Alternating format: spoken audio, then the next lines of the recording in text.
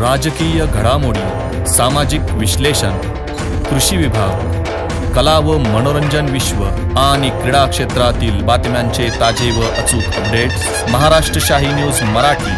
बातमी मागची बातमी, शोध सत्याचा. तुम्ही असं आरोप केलाय की ती यादी बनावट होती, अनेक जणांची जी नावं होती ती त्यात खोटी होती किंवा त्यांनी प्रवेश केलाच नव्हता.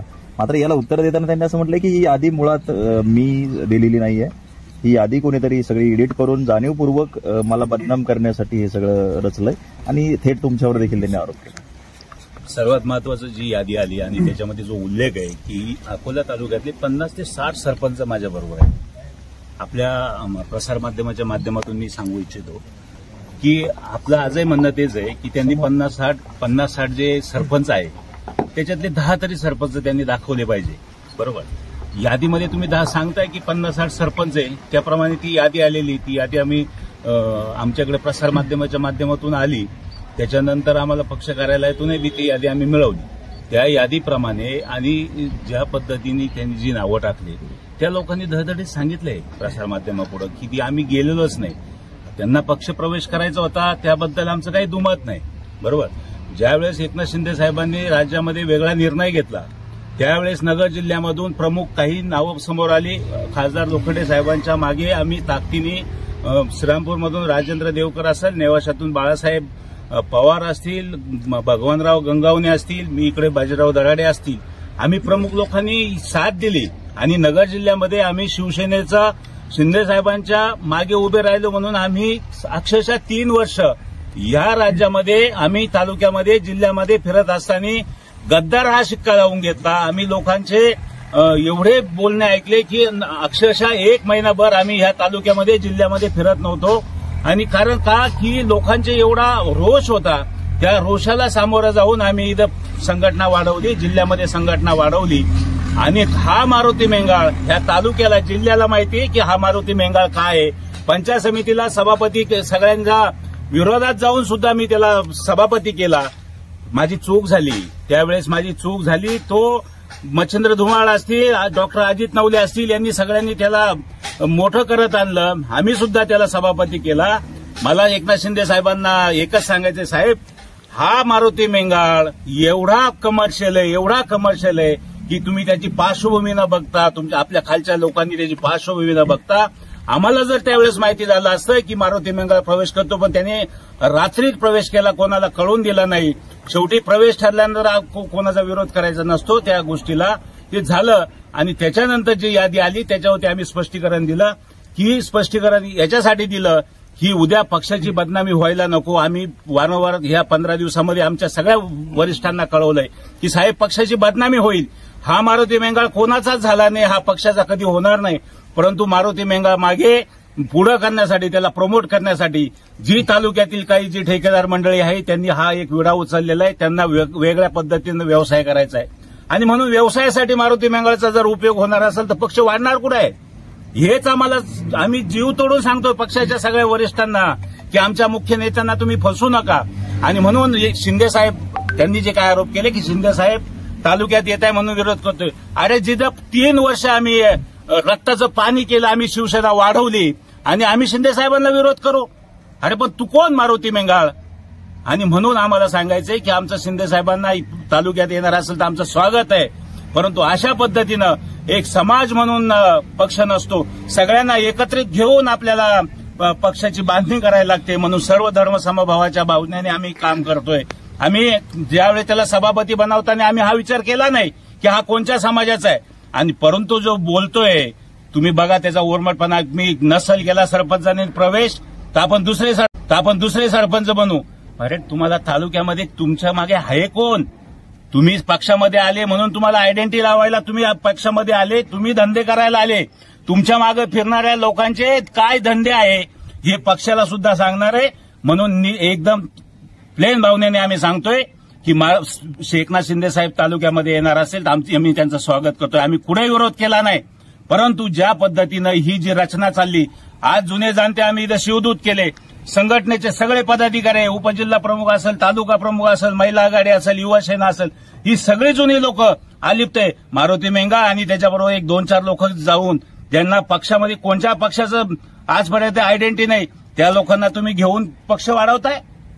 अरे आम्ही 15 वर्ष जिल्हा परिषदेमध्ये काम केलंय, तालुक्यामध्ये काम केलंय, आणि म्हणून अशा पद्धतीनं जो मारुती मेंगाळ आणि पक्षाची खोटेपणा, पक्षाला फसवण्याचं काम चालू आहे, हे वरिष्ठांपर्यंत पोहोचवण्याचं आम्ही काम करत आहे.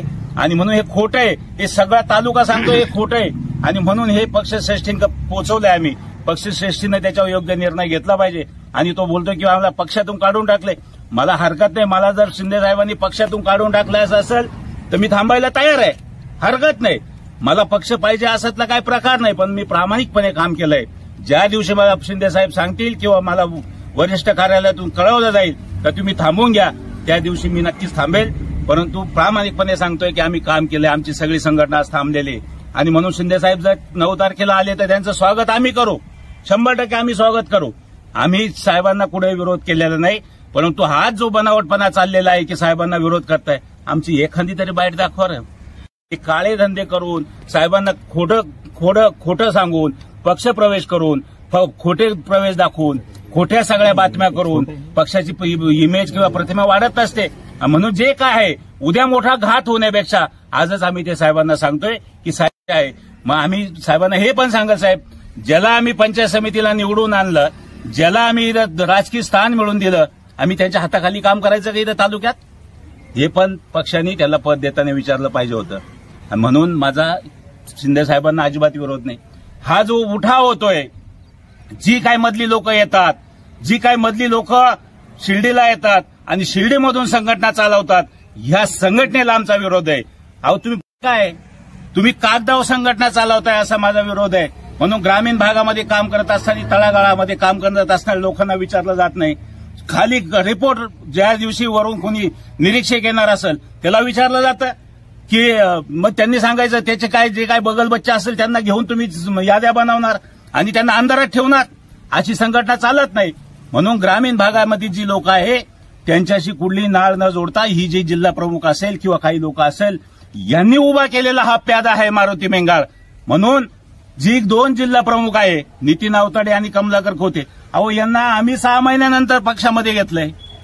आणि म्हणून त्यांनी हे रचलेलं काटकार असताना आहे. मला त्याविषयी बोलायचं नाहीये.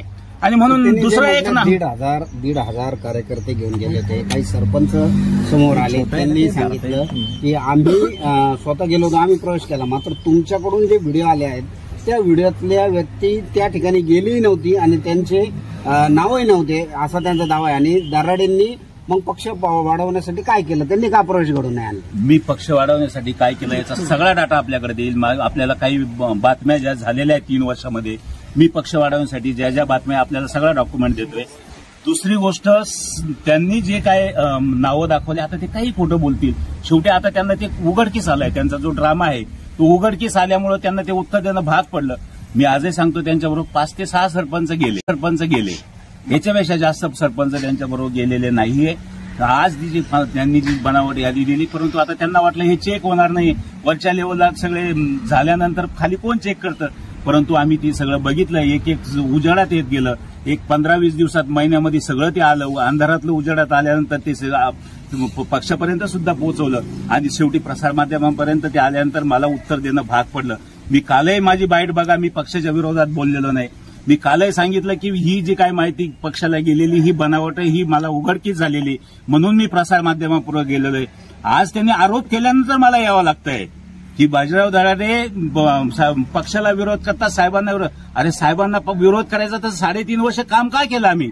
आणि तुम्ही कुठे होते ज्यावेळेस तुम्हाला बोलवलं, तुम्हाला आम्ही सगळं दिल्यानंतर तुम्हाला पक्षाबरोबर येण्याची तुम्हाला ऑफर दिली, तुम्ही का आले नाही आणि मला बाजूला करायला निघाले? अक्षरशः यांना मला बाजूला करण्याचं षडयंत्र हे फार मोठे साहेब.